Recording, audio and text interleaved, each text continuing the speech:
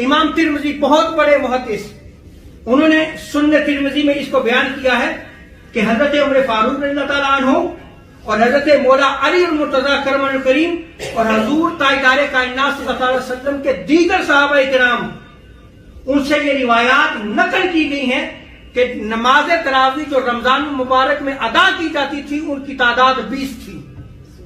اور یہی قول حضرت امام سفیان ثوری کا ہے، یہی قول امام ابن مبارک کا ہے، اور یہی قول امام شافعی کا ہے۔ اور امام شافعی بیان کرتے ہیں کہ میں نے اپنے شہر مکہ میں دیکھا کہ لوگ نماز تراویح جب ادا کرتے تھے تو اس کی تعداد 20 تھی۔ اور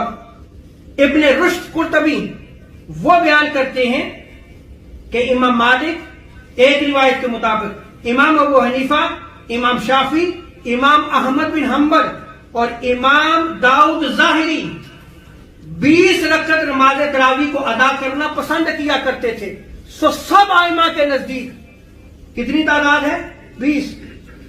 اور شیخ ابن تیمیہ مجموع الفتاوی میں آپ بیان کرتے ہیں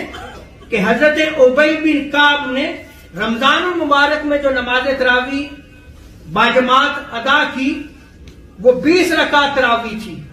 اور 3 وتر پڑھاتے تھے آپ، اور اکثر اہل علم کے نزدیک یہ سنت ہے۔ اور حضرت ابی بن کعب نے جب یہ نماز ادا کی،